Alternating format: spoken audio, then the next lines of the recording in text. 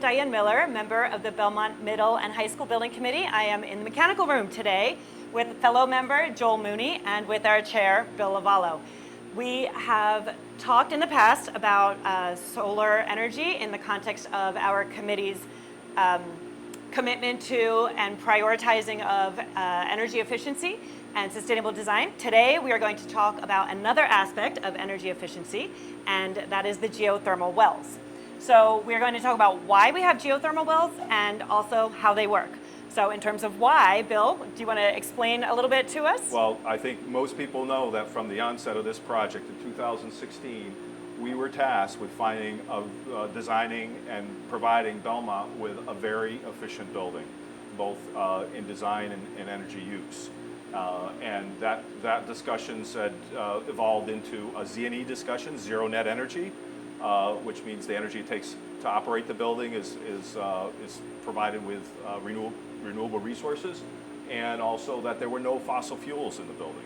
And so the lowest operational cost that we found after looking at various systems was a geothermal well system.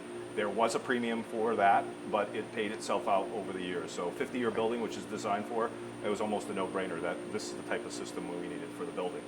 Fabulous. And so Joel, as an engineer, we're going to count on you to explain this system to us. Sure. The geothermal well system, think of it conceptually just as a big battery.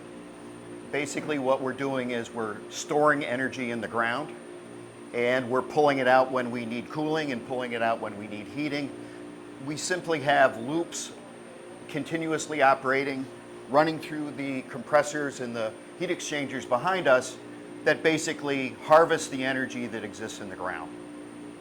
It's a really cool concept, actually, and it's amazing because we can't see it, but we have a lot of wells. Bill, do you want to explain how many? This is a question later I will ask. 283 wells were drilled outside in the parking area, underneath the parking area in the turf, the rugby playing fields, yeah. And they're interconnected, like Joel said. They go down 500 feet. They're spaced 20 feet on center, and they are cored essentially mostly into rock. Probably over 400 feet of it is in rock. So it took about 8 months to install all this and then pipe it all and connect it. So just to follow on from Bill's comments, these continuous loops are 1-inch tubing down in the ground, fully grouted in the borehole.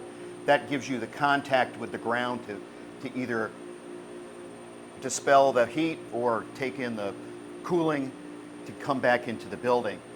One point to be clear about this is that the loops are continuous and closed. We're not pulling any water out of the ground. We're not putting any water back into the ground.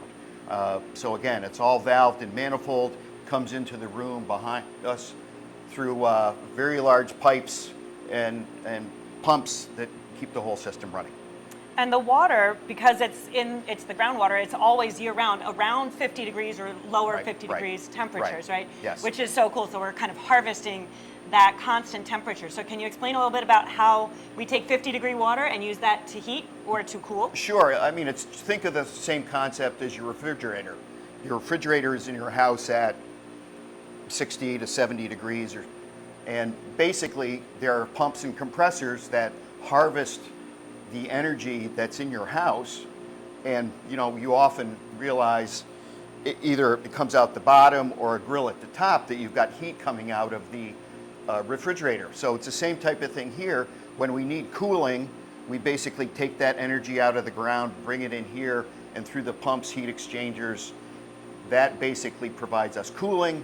We send that water back into the ground, and it basically continues to do that. When we need heat, we kind of do the opposite. We pull that water out of the ground, and again, through the heat exchangers and the pumps, it basically provides the heating for the building.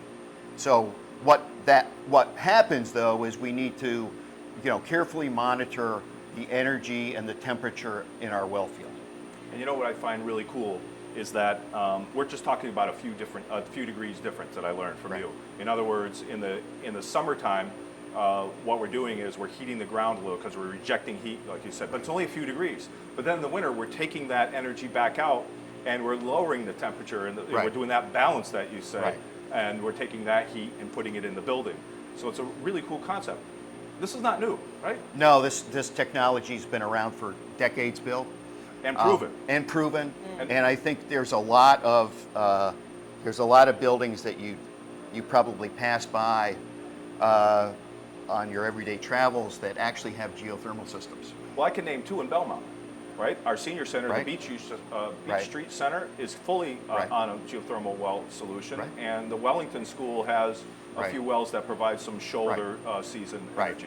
So Right. people probably haven't known that this technology has been incorporated in Belmont for 20 years. Right. Right. And in the surrounding area, everything from the Longfellow House in Cambridge to the brand new building that BU topped out on Com Ave, the one that looks like the Stack books. just Jenga blocks, right? That they all are heated and cooled with geothermal systems.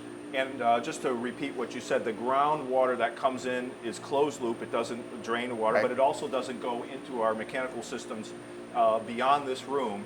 There's another loop that takes that chilled water or heated water and goes into the classrooms to provide the heating. So Right, it's right. it's very closed and Better controlled. Yeah, yeah. So And so we also have a connection between this system and the snow melt system that we have out in front of the building, which is sort of an added bonus, right, to this whole system. So Joel, what you Sure. about that? So, thanks, Diane.